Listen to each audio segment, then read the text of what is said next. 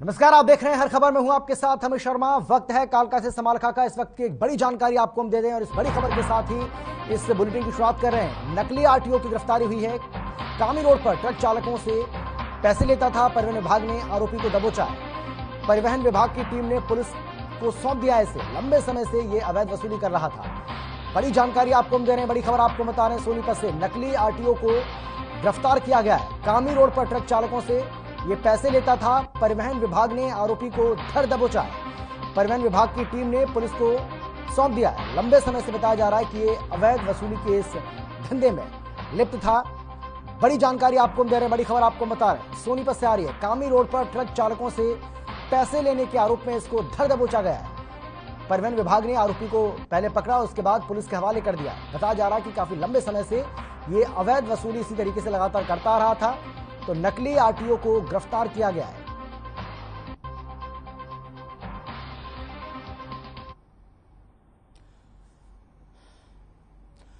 और चलिए अब खबरों की शुरुआत करेंगे। सबसे पहले बात करेंगे कुरुक्षेत्र की, जहां हरियाणा के खेल राज्य मंत्री संदीप सिंह ने खिलाड़ियों के लिए बड़ा ऐलान किया है। हरियाणा के खेल राज्य मंत्री संदीप सिंह ने खिलाड़ियों के हक की आवाज उठाते हुए कहा है कि खेल स्टेडियम पर पहला हक खिलाड़ियों का है। खिलाड़ी बिना किसी शुल्क के स्टेडियम में अपनी प्रैक्टिस जारी रख सकते हैं। सरकार का प्रयास खिलाड़ियों को बेहतरीन सुविधाएं उपलब्ध करवाते हुए केवल बाहरी लोगों का हस्तक्षेप स्टेडियम में रोकने का है। खेल मंत्री संदीप सिंह के अनुसार खिलाड़ी स्टेडियम में निःशुल्क अपनी तैयारी जारी रख सकते हैं। खेल मंत्री संदीप सिंह ने कहा कि खिलाड़ी बिना किसी रुकावट के अपने लक्ष्य की ओर बढ़ सकते हैं। साथ ही कहा कि खेल को राजनीति से अलग रखना चाहिए।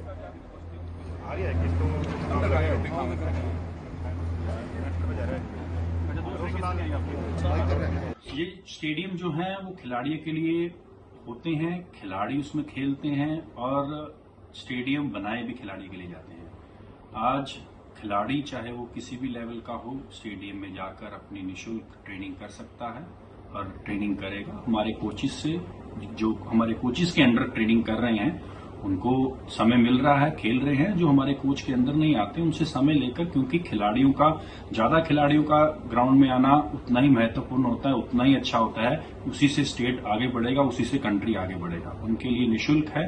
अगर कोई ऐसा व्यक्ति है जो अपनी आर्मी की तैयारी, अपनी पुलिस की भर्ती की तैयारी करना चाहता है, वो भी हमारे कोच से समय लेकर अपना ट्रेनिंग कर सकता है। ये रोड जो है ना, सोनीपत जिला कोर्ट में गोलियां चलने से शहर में सनसनी फैल गई। जिला कोर्ट के चैंबर नंबर 207 के बाहर वेद प्रकाश नाम के एक शख्स की बाइक सवार 2 अज्ञात बदमाशों ने गोली मारकर हत्या कर डाली। मौके से फरार हो गए। हत्या की सूचना मिलने के बाद सोनीपत पुलिस और क्राइम ब्रांच की टीम मौके पर पहुंची और पुलिस ने शव को कब्जे में लेकर पोस्टमार्टम के लिए सोनीपत के नागरिक अस्पताल में भिजवा दिया है। आपको बता दें कि सोनीपत एसपी हिमांशु गर्ग मौके पर पहुंचे और बदमाशों की गिरफ्तारी के लिए क्राइम ब्रांच की टीम में अब लगातार प्रयास भी किए जा रहे हैं। पुलिस पूरे मामले में हत्या का मुकदमा दर्ज कर आरोपियों की गिरफ्तारी के लिए प्रयास तेज कर चुकी है। सोनीपत जिला कोर्ट में वेद प्रकाश की हत्या के बाद सोनीपत पुलिस की सुरक्षा व्यवस्था पर भी सवाल खड़े हो रहे हैं, क्योंकि इससे पहले भी सोनीपत कोर्ट में कई बार गैंग वॉर हो चुका है।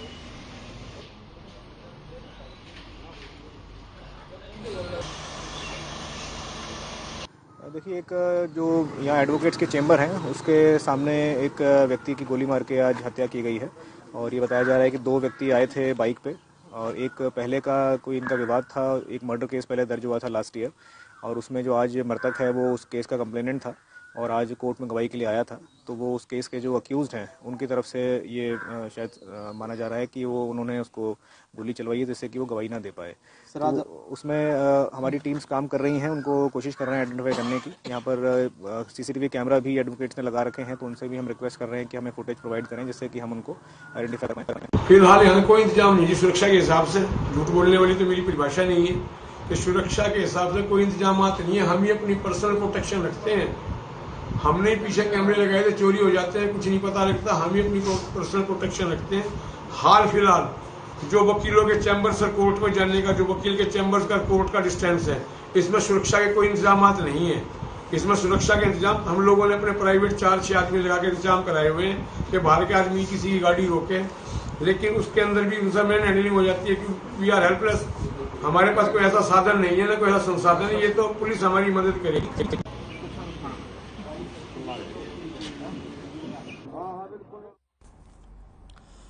और साइबर सिटी गुरुग्राम से इस वक्त एक बड़ी जानकारी आपको हम दे रहे हैं। इस वक्त की बड़ी खबर आपको हम बता रहे हैं जो कि साइबर सिटी गुरुग्राम से आ रही है। थप्पड़ के बदले गोली मारी गई है। रंजिश में मकान मालिक पर फायरिंग की गई है। बड़ी जानकारी आपको हम दे रहे हैं। कहासुनी में किराएदार को थप्पड़ मारा था।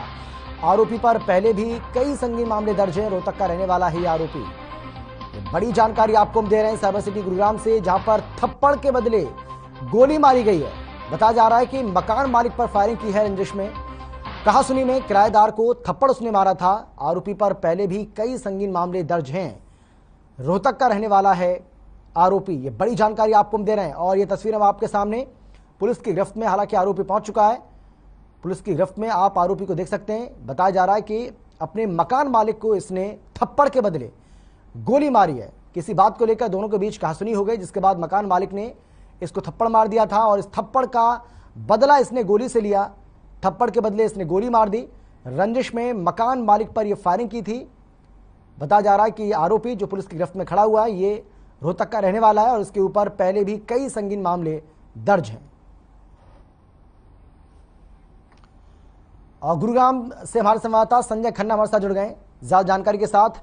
संजय, बताइए क्या था ये पूरा मामला और किस तरीके से आपसी रंजिश में थप्पड़ के बदले ये गोली मारी गई? हाँ जी, देखिए बिल्कुल ये कैलाश नाम का युवक है जो रोहतक के गोपालपुर का रहने वाला है। ये दीपक के यहाँ किराए पे रह रहा था। पिछले दिनों किसी बात को लेकर दोनों के बीच में मामूली सी कहासुनी हुई थी, जिसके बाद दीपक ने इसको थप्पड़ मार दिया था। ये उसी रंजिश को लेकर के ये गुस्से में था और कल जैसे ही दीपक अपने रिश्तेदार के घर से बाहर निकला है तो इसने बाइक पे सवार होकर ये वहां पहुंचा और वहां पे उसके ऊपर गोलियों की बौछार कर दी। एक दो गोली नहीं बल्कि 6 गोलियां इसके सिर में मारी हैं। जिसके बाद ये वहां से भागने लगा तो ग्रामीणों ने इसका पीछा करके इसको पकड़ दिया और पुलिस के हवाले कर दिया था। तो कहीं ना कहीं ये आपसी रंजिश छोटी सी बात थी जिसको इतना बड़ा बना दिया गया। जी बिल्कुल संजय, लेकिन जो मकान मालिक है जिसको गोली मारी गई है उसकी हालत क्या है? अस्पताल में भर्ती है, इलाज चल रहा है। हालात के बारे में जानकारी मिल पा रही है क्या? बिल्कुल, देखिए वो उसकी मौके पे ही मौत हो चुकी थी जी। जिसके बाद जो दीपक है उसकी मौके पे ही मौत हो गई थी और पुलिस ने अब इसको पकड़ लिया है। अब इससे पूछताछ कर रही है। हालांकि ये आपराधिक प्रवृत्ति का है कैलाश जी। यानी आप ये कह रहे हैं कि मकान मालिक जिसको गोली मारी गई थी इस आरोपी की ओर से, उसकी जान चली गई है, उसकी हत्या हो चुकी है, मर चुका है वो? जी बिल्कुल, देखिए ये कल शाम 7:30 बजे की घटना है जी। जब इसको गोलियां मारी गई थी तो तुरंत ही उसको हॉस्पिटल ले जाया गया, जहां डॉक्टरों ने उसे मृत घोषित कर दिया था। चलिए, बहुत शुक्रिया आपका संजय इस तमाम जानकारी के लिए। तो आपसी रंजिश का ये मामला, आपसी रंजिश में ये गोली मारी गई थी, मकान मालिक पर ये फायरिंग की गई थी जिसमें उसकी मौत भी हो गई है। इस बात की जानकारी भी यहाँ पर हमारे संवाददाता संजय खन्ना हमें दे रहे थे कि आरोपी ने इस हत्याकांड की वारदात को अंजाम सिर्फ इसलिए दे डाला क्योंकि मकान मालिक से उसे किसी बात को लेकर कहासुनी हुई और जैसे ही कहासुनी हुई इस बीच मकान मालिक को गुस्सा आ गया, उसने इसको थप्पड़ जड़ दिया। इस थप्पड़ के जड़ने का बदला उसने इस तरीके से लिया कि उसकी जान ही ले ली। हालांकि अब जो आरोपी है वो सलाखों के पीछे पहुंच चुका है, पुलिस की गिरफ्त में आ चुका है। ऐसे में अपने किए की सजा वो अब भुगतेगा।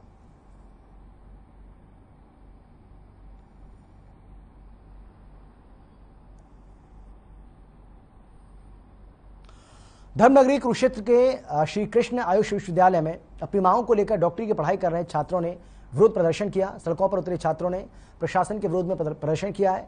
डॉक्टरी की पढ़ाई कर रहे छात्रों का कहना है कि स्टाइफंड मामले में उनके साथ भेदभाव हो रहा है।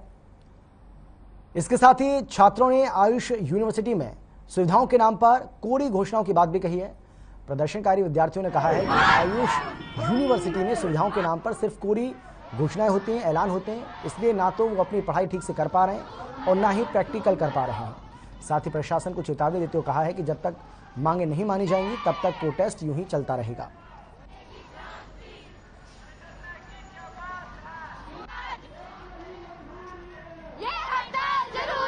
हमारा ये 4th डे है स्ट्राइक का और 3 दिन से हमें कोई भी यूनिवर्सिटी की तरफ से अनुवाद नहीं मिल रहा है कि हमारी मांगे पूरी की जाएंगी। हमारा स्टाइफंड का जो मुद्दा था अब तक उसमें कोई पॉजिटिविटी नहीं दिखाई दी है, इसलिए बच्चों को यहाँ सड़क पर उतरना पड़ा अपनी डिमांड लोगों के सामने दिखाने के लिए कि यूनिवर्सिटी कैसे बिहेव कर रही है उनके साथ। जारी रहेगा सर। हम आज विरोध प्रदर्शन कर रहे हैं। हम पूरे मोहन नगर से शहर में मार्च पास्ट कर रहे हैं, अपना रोष प्रदर्शन कर रहे हैं। सरकार की जो हमारे प्रति नाराजगी है, जो पॉजिटिव रुख नहीं अपना रहे, उसके विरोध में हम यहाँ पे प्रदर्शन कर रहे हैं। यूनिवर्सिटी प्रशासन के विरोध में हम प्रदर्शन कर रहे हैं। जो हमारी मांगों के वही तो हमारा चौथा दिन है, चौथे दिन तक हमारे से कोई मिलने नहीं आया आज तक, ना कोई प्रशासन आया, ना हरियाणा सरकार की तरफ से कोई आया है। हमारी मांगे है कि यूनिवर्सिटी हमारा स्टाइपेंड बढ़ाए, यूजी और पीजी दोनों का स्टाइपेंड बढ़ाए। एनसीआईएसएम की तरफ से नोटिस आ चुका है, सुप्रीम कोर्ट की तरफ से भी नोटिस आ चुका है। पिछले 6 महीने से यूजी स्टूडेंट्स चक्कर लगा रहे हैं इनके ऑफिसों के, और पिछले 2.5 साल से पीजी स्कॉलर्स इनके चक्कर लगा रहे हैं, लेकिन प्रशासन की तरफ से कोई कार्यवाही इस पर नहीं की गई है। प्रशासन बस हमें एक ही आश्वासन हर बार देता रहता है कि हमने फाइल आगे भेज दिया, फाइल आगे भेज दिया, लेकिन जब हम डीजी ऑफिस में जाते हैं तो वो हमारे को जवाब मिलता है कि यहाँ तक फाइल पहुंची नहीं है। क्या प्रशासन हमें बस ये आश्वासन या झूठे वादे ही करता रहेगा? हमारा स्टाइपेंड, हम इसको लेके अल्टीमेटम देके स्ट्राइक पे आ गए। पिछले 4 दिन से हम स्ट्राइक पे हैं, लेकिन अभी तक हमारी कोई सुनवाई नहीं हुई है। प्रशासन की तरफ से एक बार रजिस्ट्रार सर आए थे, उसके बाद हमारे पास कोई आया तक भी नहीं है, और उसमें भी कोई कमेटी में भी कोई निष्कर्ष नहीं निकला है।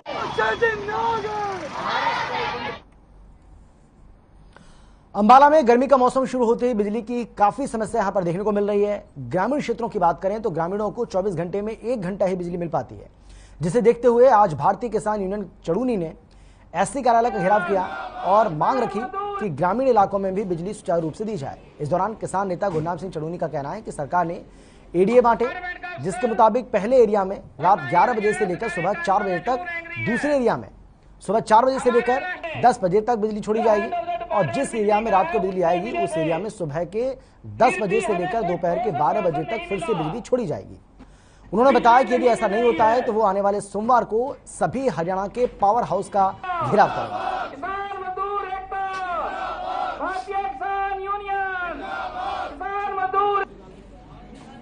11 से सुबह 4 बजे तक बिजली आएगी, दूसरे एरिया में सुबह 4 बजे से 10 बजे तक बिजली आएगी, और जिसमें रात को बिजली आई है उसमें 10 से 12 दिन में फिर बिजली छोड़ी जाएगी। तो अगर ऐसा नहीं होता है तो हमने साथ के साथ हम चेतावनी दे रहे हैं। मैं पूरे हरियाणा के भाइयों से कहना चाहता हूं कि अगर तुरंत बिजली में सुधार नहीं होता है तो सोमवार को पूरे सारे हरियाणा के पावर हाउस घेरने का प्लान बना लिया है। हम बिजली की मांग को लेकर, जो हमारे किसान की 8 घंटे की बिजली थी, उसको घटाते ने पहले 5 घंटे करी, 4 करी, अब 2-3 दिन से तो बिल्कुल ही नहीं। कहीं घंटा आ गई, कहीं आधा घंटा आ गई, वो भी ट्रिप, आधा घंटा आ गई, ट्रिप मार दिया, फिर आधा घंटा आएगी, कहीं 10 मिनट आ जाती है। कभी तो ऐसा होता है 1 मिनट आई, मोटर चली और जल्दी भाग। ये हमारे साथ खेल हो रहा। हमारे प्रधान जी और कई साथी जाके एमडी पंचकुला से भी मिल के आए, उन्होंने भी आश्वासन दिया था ये आपके 2-4 दिन में ठीक हो जाएगी, पर नहीं। तो इसलिए आज हमें यहाँ ये कराव करना। यमुनानगर के पीडब्ल्यूडी विश्राम गृह में उत्तर हरियाणा बिजली वितरण निगम के उपभोक्ता कष्ट निवारण फोरम ने बिजली बिलों में गड़बड़ी सहित अन्य समस्याओं को लेकर सभा का आयोजन किया, जिसमें फोरम के चेयरमैन आर.के. शर्मा ने उपभोक्ताओं की शिकायतों को सुना। इस दौरान एक उपभोक्ता ने बताया है कि उसका बिल 4 लाख से ज्यादा का आया है, जिसमें उसने उपमंडल अधिकारी और एक्सीएन से आवेदन किया है, जिसके बाद उसका बिल 2.5 लाख रुपए कर दिया गया, जिससे वो संतुष्ट नहीं है और उसने फोरम में अपील की है। Chairman R K. शर्मा का कहना है कि कई बार थोड़ी सी चूक उपभोक्ता की परेशानी का कारण बन जाती है। ऐसे मामलों में अगर सब कुछ सही है तो बिना ब्याज के 5 किश्तें बना दी जाती हैं। अगर किसी अधिकारी ने जानबूझकर लापरवाही की है तो उसके खिलाफ कार्रवाई भी होती है, लेकिन कई बार अनजाने में ऐसा होता है जिसे दुरुस्त किया जा सकता है।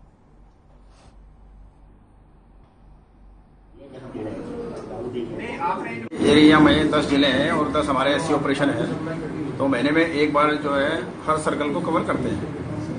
उसका जो है हर महीने क्योंकि दरबार लगता है, तो बिजली के जो उपभोक्ता है जिनकी कोई शिकायत है, जो एसडीओ और एक्शन वगैरह जो है वो दूर नहीं कर पाते, वो कंप्लेंट हम ले लेते हैं और उसको फिर जो है अपील में एडमिट कर देते हैं और उसका फैसला कर देते हैं। ज़्यादा से ज़्यादा 15 महीना 45 दिन फैसला कर देते हैं।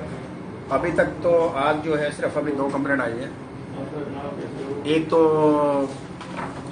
मिस्टर रणवीर सिंह है, इनकी शिकायत ये है कि 2015 में इनका मीटर बदला गया था और वो गलती से स्टाफ की चूक लगा लो, जो भी लगा लो, गलती से रह गया, वो चढ़ाया नहीं गया, उसकी वजह से उनका जो 4 लाख के करीब बिल था।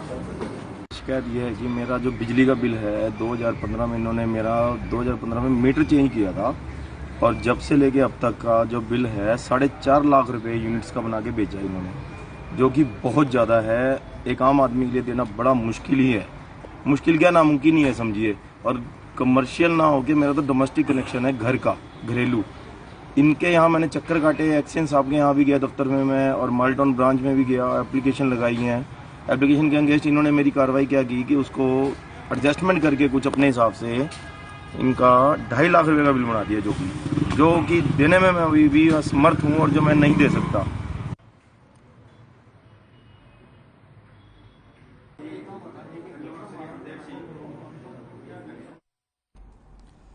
और अब खबर है चंडीगढ़ से। 24 अप्रैल को पानीपत में मनाए जा रहे श्री गुरु तेग बहादुर जी के 400वें प्रकाश उत्सव की तैयारियां जोरों पर हैं।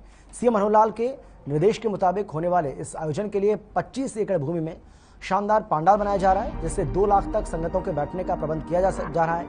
आयोजन समिति के संयोजक और करनाल के सांसद संजय भाटिया ने बताया है कि इस पंडाल को खास जर्मन तकनीक से बनाया जा रहा है, जो श्रद्धालुओं को गर्मी और बारिश से राहत दिलाएगा। इस समागम के लिए देश प्रदेश के साथ साथ विदेशों से भी लोग आ रहे हैं और उनको भी निमंत्रित किया जा रहा है।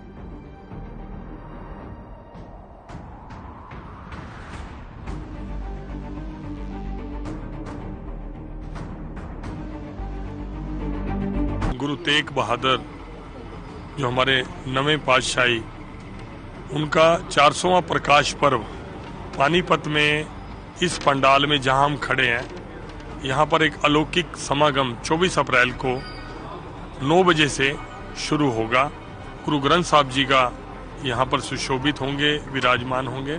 जहाँ हम खड़े हैं ये दरबार हाल है, यहाँ पर गुरु ग्रंथ साहब जी ये सामने हैं, यहाँ पर सुशोभित होंगे। दोनों तरफ, बाईं तरफ और दाईं तरफ, यहाँ पर लंगर हाल बने हैं बहुत बड़े, जिसमें एक समय में 10,000 हमारी संगत बैठकर लंगर कर सकती हैं, क्योंकि ये गुरुओं का कार्य है। सब तरफ से बहुत ही पॉजिटिव एक अच्छा वो आ रहा है। सबके मन में एक उत्साह है, क्योंकि वो मानते हैं, सब पूरी दुनिया मानती है, गुरु तेग बहादुर जी के कारण ही हम अपने धर्म और संस्कृति की रक्षा कर पाए। आज दुनिया के नक्शे पर अगर हिंदुस्तान है तो उन्हीं के बलिदान के कारण है। तो बिल्कुल इसमें बहुत सारे लोगों को आमंत्रित किया गया है, उनको निमंत्रण दिया गया है। और जिस तरीके से संजय भाटिया यहाँ पर जानकारी दे रहे थे कि विदेशों से भी लोग इस समागम में शिरकत करने के लिए पहुंचेंगे। एक ब्रेक के लिए हम रुक रहे हैं, फौरन लौट रहे हैं। आप देखते रहिए हर खबर।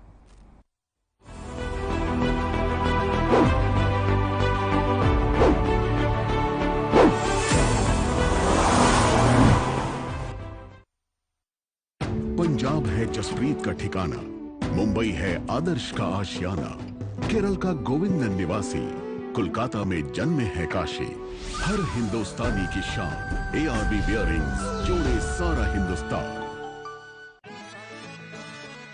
अरे रंगों का उमंगों का, अरे रंगों का उमंगों का जज्बा कहाँ रुकता है। मन साफ है तेरा अंदर तो बाहर दिखता है। हर रिश्ते का एहसास रखते हैं, हर घर में अपनी पहचान खास रखते हैं।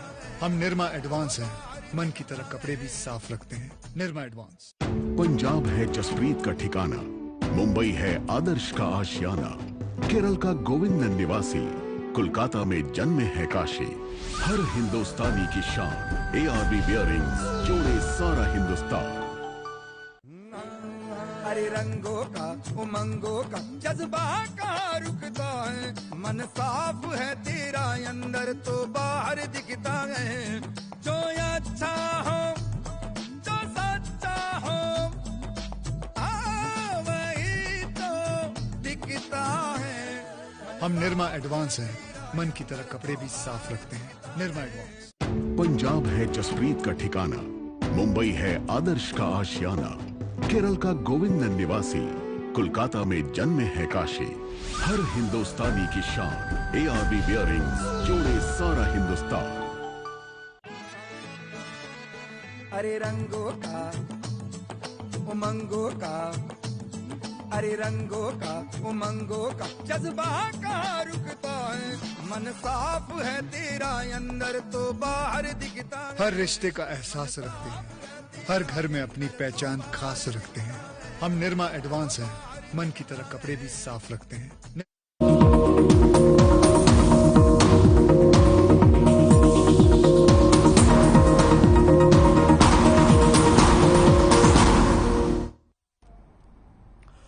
ब्रेक के बाद आपका स्वागत है। गुरुग्राम में अपराधों के सिलसिले लगातार बढ़ते जा रहे हैं। मामला जिले के मोहम्मदपुर गांव का है, जहां हुस्दिल नाम के एक युवक ने मोहम्मद जावेद नाम के शख्स पर तलवार से जानलेवा हमला कर दिया।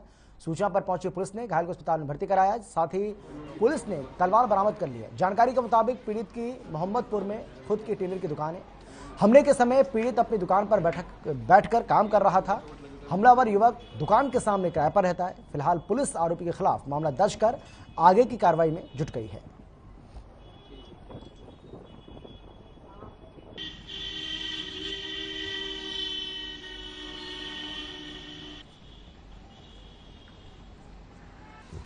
कहां से भेजिए आपको?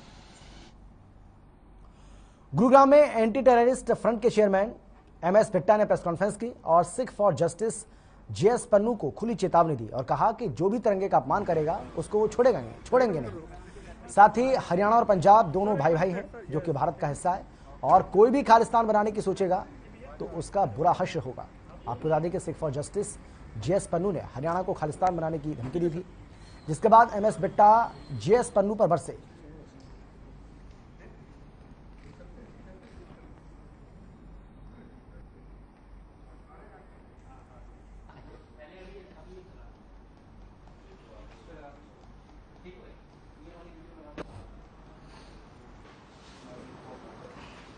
जब स्टार्ट होगी ना SBC तब इसको हम प्ले कर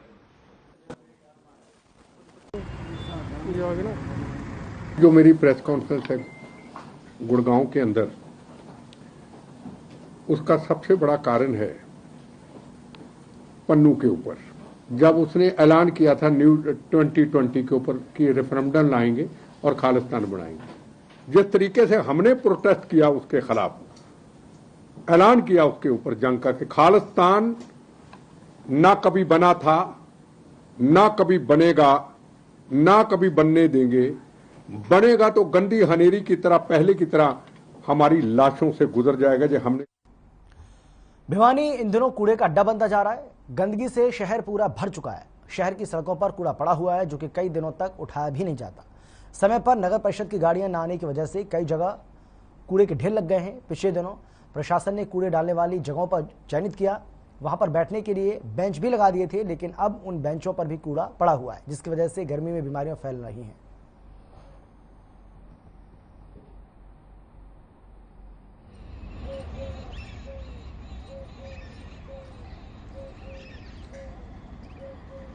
गार्बेज वल्नरेबल पॉइंट्स हैं, NGT की डायरेक्शंस हैं, सॉलिड वेस्ट मैनेजमेंट रूल्स हैं, तो GVPs को ख़त्म करने के तरीके हैं। वहाँ ब्यूटिफिकेशन यानी कि बेंचेस हमने लगवाए थे, लेकिन फिर भी अभी लोग उन बेंचेस पे कूड़ा डाल रहे हैं, ठीक है, और उन बेंचेस की जो उपयोगिता थी वो उपयोगिता हो नहीं पा रही है। तो मेरी आम जन से, नागरिकों से अपील है कि उन वहाँ पे GVPs पे कूड़ा ना डालिए, ठीक है। आपके घर में नगर परिषद की गाड़ी आती है, ट्रैक्टर्स आते हैं, ऑटो टिपर आते हैं, तो वहाँ पे कूड़ा आप उनको दे दीजिए सुबह। और अगर फिर भी अगर कोई इधर उधर कूड़ा फेंकते हुए मिला तो जैसे कि कानूनी कार्रवाई होती है वो कर दी जाएगी। मैं ये कह रहा हूँ जी, ये जो बेंच लगे हुए हैं ये गंदगी के पास नहीं होनी चाहिए और ये साफ जगह में हो ताकि आम पब्लिक बैठ सके और दिक्कत ना हो, धूप के ठंड में बैठ सके, इससे छाया में रखवा जाए कहीं, और जहाँ गंदगी ना हो साफ जगह रखवा जाए। प्रशासन से आप क्या अपील करेंगे? प्रशासन से ये अपील करेंगे कि माननीय उपायुक्त महोदय इसमें इंटरवीन करके इसको स्वच्छ जगह पर रखवाया जाए ताकि आम पब्लिक को फायदा हो सके। ये सर प्रशासन ने बनाई थी रखने के लिए, पर यहाँ देखो बैठने की कोई सुविधा नहीं है। आग डंगा बहुत पड़ा है सर, इसकी साफ सफाई करवाओ सर। लोगों ने भी सुन रहा है या प्रशासन की जिम्मेवारी है? ये सर प्रशासन की जिम्मेवारी है, कुछ बंदों ने भी सोचना चाहिए। ठीक है भाई, इसको साफ सफाई रखे, कुर्सी बैठने के लिए प्रशासन ने रखवाई थी, यहाँ कचरा इतना पड़ा है सर। तो सारे खाने पीने का दुकान है और जो यहाँ पे जब बारिश आके पूरा ये BTM सब जाम हो जाता है, पानी की वजह से कूड़ा जाके फंस जाता है। और सफाई वाले भी कितना करेंगे, वो दिन में 2-2 बार उठा के अगला ले जाते हैं सफाई वाले, कमेटी वाले। तभी अगला मानते नहीं भाई यहाँ मत डालो, वो डालते नहीं, मानते नहीं है, कोई सुनता नहीं है। तेरे घर का है, सीधा उनका जवाब है तेरा घर का प्लॉट है क्या? तो प्रशासन ने कोई कदम उठाना चाहिए। प्रशासन ने कदम उठाने चाहिए, उठाते नहीं, हम क्या करें सर, हम तो बुरा फंसे पड़े हैं यहाँ पे। और लोगों को इतनी परेशानी है, खागड़ भी भिड़ रहे हैं, एक्सीडेंट भी हो रहा है, तब भी कोई नहीं सुनवाई होती है। मेरा कहना यही है। तो प्रशासन ने जो कुर्सियाँ बैठने के लिए रखी थी उससे ये कुर्सियाँ रखने में तो कोई फायदा नहीं है। ना तो यहाँ के पहली बात तो ये है कि यहाँ के लोग समझते नहीं है, न मानते हैं।